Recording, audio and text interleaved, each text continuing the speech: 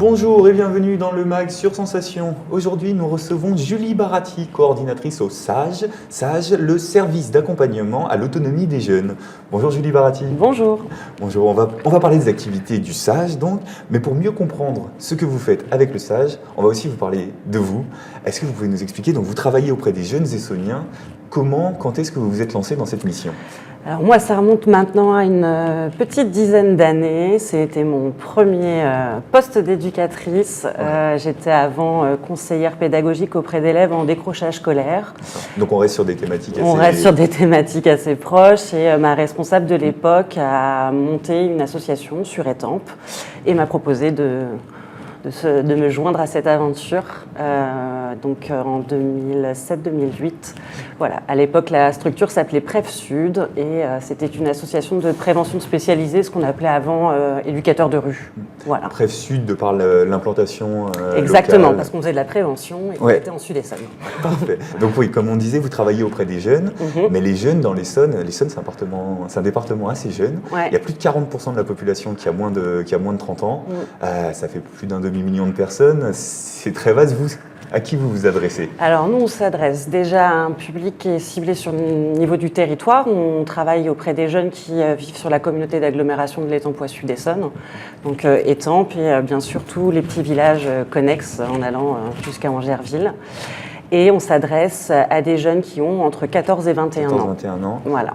Et qui sont... C'est n'importe quel jeune ou n'importe quel jeune, non. Notre spécificité, c'est qu'on n'en a pas dans le public. On s'adresse à n'importe quel jeune donc qui a entre 14 et 21 ans et qui peut à un moment donné se poser des questions, rencontrer une difficulté, quel que soit le domaine.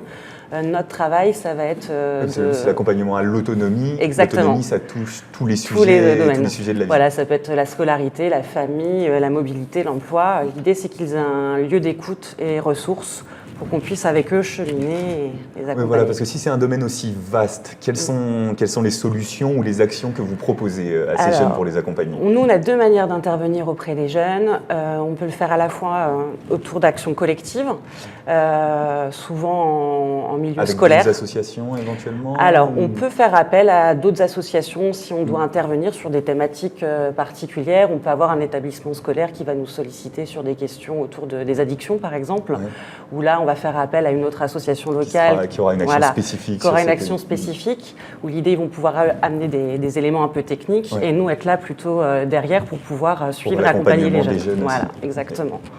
Donc des actions collectives. Voilà. Et après, on a des jeunes qui peuvent venir nous solliciter sur des sujets plus personnels ou des projets personnels. Et là, l'idée, c'est vraiment de les rencontrer, de faire avec eux un petit diagnostic de là où ils en sont, eux où ils veulent aller, et puis voir avec eux où sont les freins. Et puis trouver avec eux les leviers pour relever ces freins et qu'ils puissent aller jusqu'au bout de leur projet.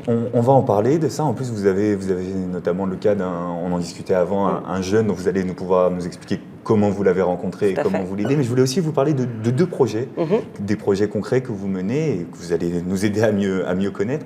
Vous faites la fête du partage, mais partage, ça s'écrit pas comme le partage, P-A-R-T apostrophe âge, comme l'âge, avec un accent circonflexe. Qu'est-ce qu'il y a derrière ce jeu de mots, partage ? Alors, qu'est-ce qu'il y a derrière ce jeu de mots ? Il y a plein de choses derrière ce jeu de mots. D'abord, il y a un événement, notamment. Il y a un événement.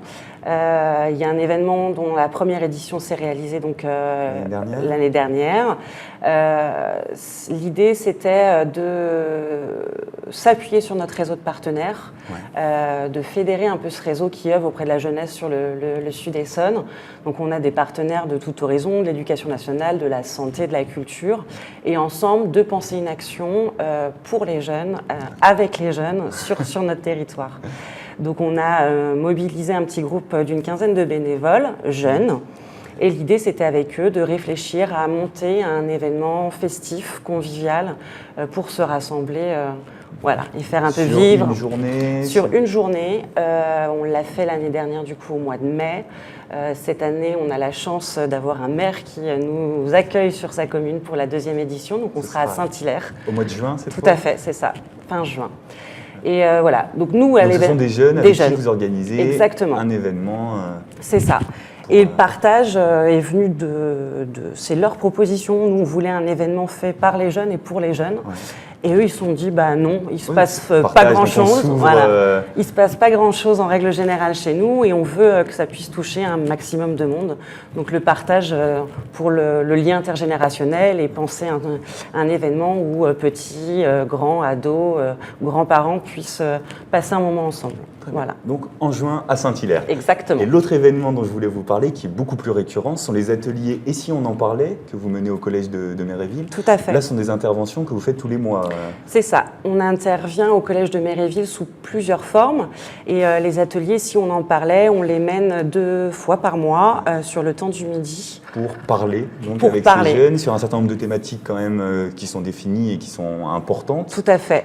Le constat du collège, c'était que les jeunes avaient peu d'espace finalement où ils pouvaient se poser, parler, réfléchir entre eux.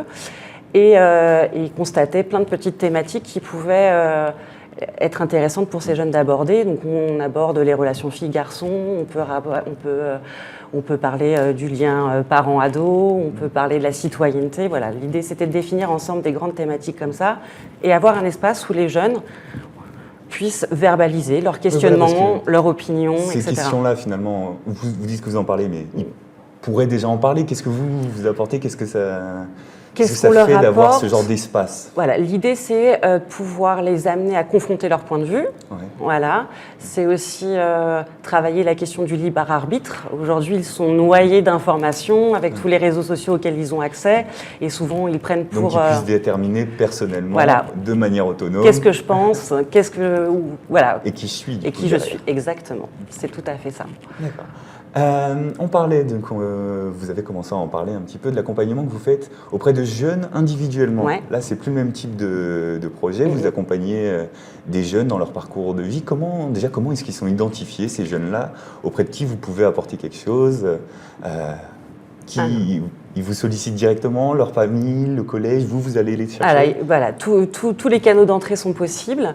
Maintenant, on s'adresse à un public adolescent et c'est sûr que pour un ado, aller toquer la porte à un adulte, qui plus est, qui a une étiquette d'éducateur, c'est pas forcément facile.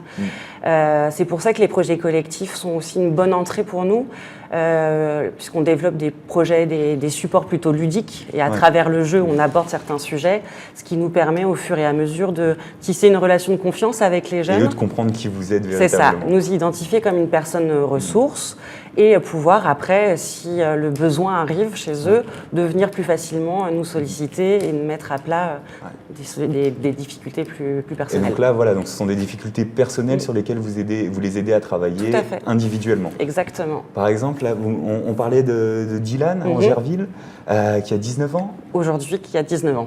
Et ça fait combien de temps que vous travaillez avec lui? Il avait 14 ans quand on le rencontre. Donc ça fait 5 ans. Ouais, et qu'est-ce qui s'est passé en 5 ans? Qu'est-ce qui s'est passé en 5 ans? Plein de choses. C'est un jeune homme qu'on rencontre à l'origine sur un projet collectif au collège de Méréville, où on avait entrepris la rénovation du foyer des élèves, auquel il a participé. Il ne se passe rien de plus cette année-là. On le retrouve quelques années plus tard alors qu'il est scolarisé à la MFR de l'Essonne Verte, à Étampes, juste derrière la base de loisirs, où là, pareil, on menait des actions collectives au sein de la MFR. Et puis là, il nous revoit. La relation était déjà installée de ce qu'on avait pu partager à Méréville. Et puis, il se lance et puis a pu verbaliser des soucis d'ordre familial avec une famille recomposée dans laquelle il avait du mal à trouver sa place, des petits soucis judiciaires avec quelques bêtises d'adolescents qui lui ont valu quelques passages au commissariat. Et voilà, il avait du mal à se dépatouiller avec tout ça. Et donc depuis, il vous sollicite quand il a besoin. Exactement. Et vous lui apportez des réponses ou des pistes. Voilà, et tout à fait. Et maintenant, c'est un jeune homme de 19 ans qui vient plutôt vers nous quand il a... là, par exemple, dernièrement, il vient parce qu'il a un projet professionnel, mais qui lui demande de s'engager, peut-être de partir en province et qu'il a besoin de se rassurer, vérifier auprès de nous que c'est bien les bonnes options qu'il prend. Eh bien, on va continuer à regarder tout ce que vous faites avec le SAGE. Les jeunes peuvent donc vous solliciter de cette manière. Merci Julie Baratti d'avoir été avec nous pour présenter les activités que vous menez au sein du service d'accompagnement à l'autonomie des jeunes. C'était le MAG sur Sensation. Vous pouvez retrouver cette émission en podcast audio et vidéo sur notre site et notre application Radio Sensation. Merci.